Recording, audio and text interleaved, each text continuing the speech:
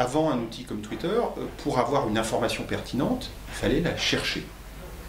Et on allait à certains endroits chercher l'information pertinente.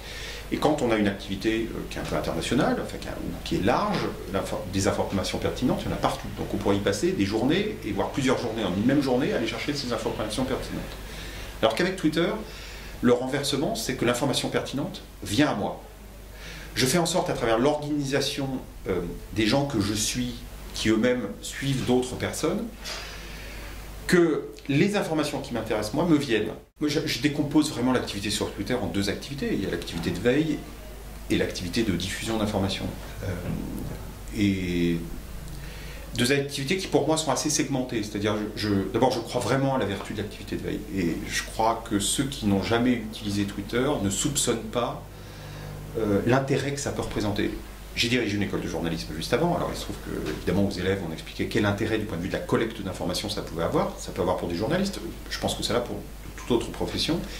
Et très souvent, il m'est arrivé de me retrouver devant des journalistes et de leur expliquer, de m'étonner qu'ils n'aient pas de compte Twitter. Là où Twitter change le plus, enfin offre plus de potentialité, c'est sur la collecte d'informations.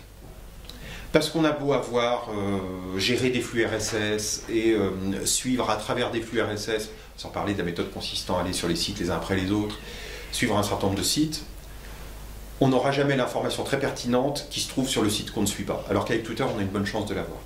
Donc là-dessus, ça change fondamentalement les choses. Je prête attention à ne pas trop élargir le périmètre des sujets sur lesquels je tweete, pour ne pas diluer à travers moi l'image de Reporters sans frontières. Moi, il me semble important, en matière d'expression publique, de ne pas déroger trop au mandat qui est celui de l'organisation, même si c'est mon compte personnel. Twitter, ça n'est plus du tout l'échange de 540 lignes, c'est d'abord l'échange de liens. De liens qui renvoient à des articles, enfin, à des pages, peu importe qu'il s'agisse d'articles de journaux ou de pages, mais des pages qui elles-mêmes contiennent incomparablement plus de liens, qui parfois peuvent contenir 8000 signes ou 30 000.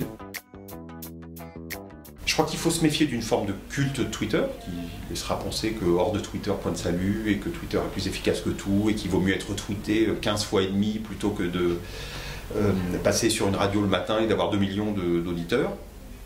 Parce que d'abord, sur Twitter, on peut avoir très vite le sentiment qu'on a 5000 followers et que donc il y a 5000 personnes qui boivent nos paroles et n'attendent que nos tweets. Sauf que sur ces 5000, il y en a peut-être 2500 qui ont abandonné leur compte, d'autres qui le regardent une fois tous les 15 jours.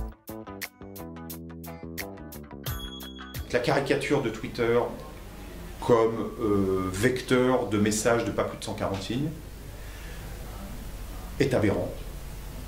Que Twitter est un outil extrêmement utile pour faire de la veille, pour qu'elle nous arrive des informations qui nous intéressent, parce qu'on suit des gens qui nous intéressent, et donc vraiment comme coagulateur enfin, j'arrive pas à trouver le terme, mais voilà, pour orienter les toutes petites rivières, pour qu'elles arrivent à nous, les toutes petites rivières d'informations, mais qui nous intéressent, où qu'elles soient dans le monde, et pour la diffusion, et que donc ça me paraît faire partie des outils ou de la panoplie de l'honnête homme, dans le propos est peut-être un peu excessif, mais que ça me paraît faire partie des outils utiles aux acteurs de la vie politique, économique ou sociale.